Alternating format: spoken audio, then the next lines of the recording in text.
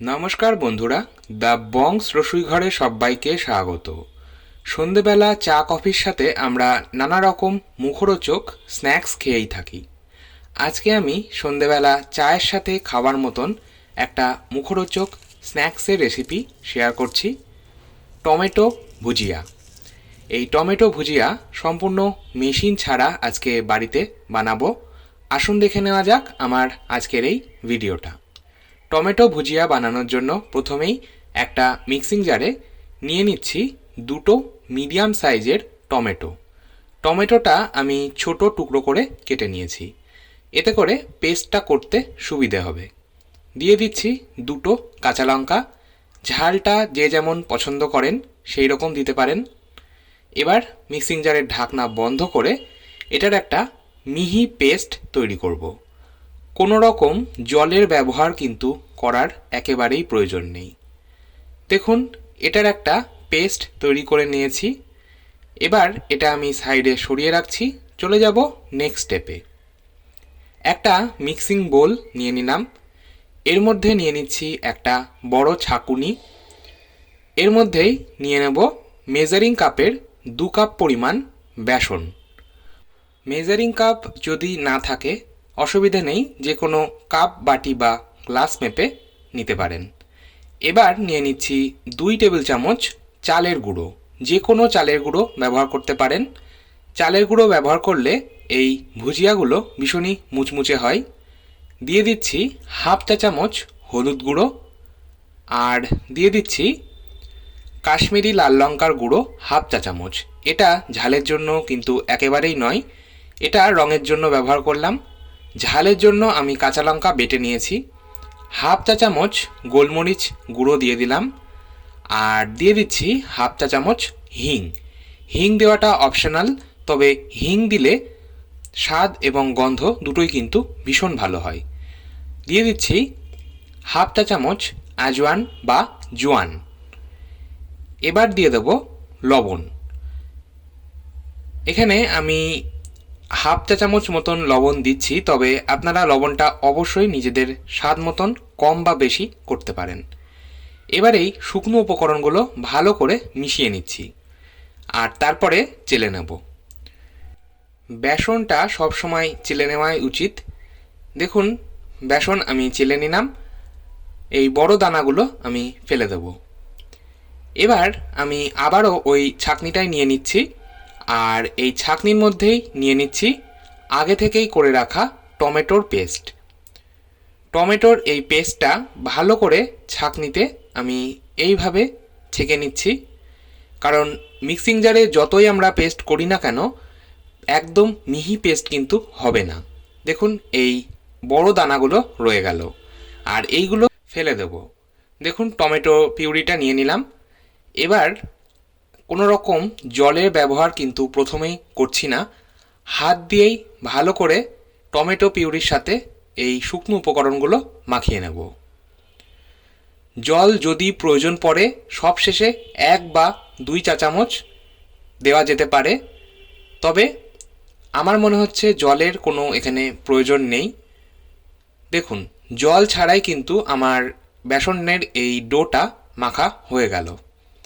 হাতের সাথে অতিরিক্ত পরিমাণে লেগে যাচ্ছে, এই জন্য আমি দিয়ে দিচ্ছি 1 চা চামচ রিফাইন্ড অয়েল। হাতের মধ্যে সাদা তেল মাখিয়ে নিলাম, তারপর ডোটা আমি আরও একবার ভালো করে মথে নিচ্ছি। দেখুন, হাতের থেকে ডোটা ছেড়ে আসছে, তার মানে আমাদের ডোটা পারফেক্ট মাখা হয়েছে। এই রকম একটা সফট ডো তৈরি করতে হবে। ভুজিয়ার জন্য এই ডোটা যদি সফট তৈরি করা হয় তাহলে ভুজিয়াগুলো ভীষণ মুচমুচে হয়। এবার এই বেসনের ডোটা থেকে 3টে লেচি কেটে নিচ্ছি, আর লেচিগুলো একটু লম্বা করে এইভাবে রাখছি। চলে যাব নেক্সট স্টেপে। একটা ঝুড়ি ভাজা বা ভুজিয়া ভাজার মেশিন নিয়েছি।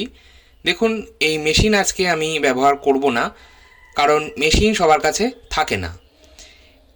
এই রকম মেশিন যদি কারোর কাছে থাকে আপনারা সেটাও ব্যবহার করতে পারেন। মেশিনের মধ্যে অনেকগুলো অ্যাটাচমেন্ট থাকে। এই সূক্ষ্মদানার যে অ্যাটাচমেন্টটা রয়েছে এইটা দিয়ে ভুজিয়া ভালো ভাজা হবে। আজকে আমি মেশিনের ব্যবহার করব না, এই গ্রেটার দিয়ে আজকে ভুজিয়াগুলো ভাজবো। এইরকম ছোট গ্রেটার সকলের বাড়িতেই থাকে। এবার এই গ্রেটারের ওপর আমি ভালো করে রিফাইন্ড অয়েল ব্রাশ করে নিচ্ছি। গ্রেটারের দুই দিকেই খুব ভালো করে অয়েল ব্রাশ করে নিতে হবে। মেশিনে যদি বানান সেক্ষেত্রেও মেশিনের প্রত্যেকটা অ্যাটাচমেন্টে ভালো করে তেল ব্রাশ করে নেবেন। চলে যাচ্ছি নেক্সট স্টেপে। কড়াইয়ে দিয়ে দিলাম অনেকটা পরিমাণ তেল। তেলের পরিমাণটা আমি বলছি না, একটু বেশি পরিমাণেই তেল প্রয়োজন। তেলটা গরম হয়েছে কিনা একবার চেক করে নেব। বেসনের ওই ডোটা থেকে আমি ছোট ছোট দুটো টুকরো কেটে নিয়ে তেলে ফেললাম। তেলের ওপর ভেসে উঠলেই বুঝবেন তেল পারফেক্ট গরম হয়েছে। গ্যাসের ফ্লেমটা মিডিয়ামে রেখে আমি এবার এগুলো ভাজবো। দেখুন গ্রেটারের ওপর আমি আগে থেকেই যে লেচিগুলো কেটে রেখেছিলাম তার মধ্যে একটা লেচি নিয়ে ওপরটাই এইভাবে ডলছি, মানে গ্রেটারের ওপরের অংশটাই এইভাবে ডলে নিচ্ছি। আর নিচে দেখুন লম্বা লম্বা হয়ে ভুজিয়াগুলো পড়ছে। যেহেতু মেশিনের ব্যবহার করছি না তাই এই ভুজিয়াগুলো কিন্তু একটু মোটা মোটাই হবে। মেশিনের ব্যবহার করলে পারফেক্ট দোকানের মতন সরু ভুজিয়া তৈরি হয়। মেশিন ব্যবহার করে আমি ভুজিয়ার একটা রেসিপি আপনাদের সাথে অন্য কোনো দিন নিশ্চয়ই শেয়ার করব।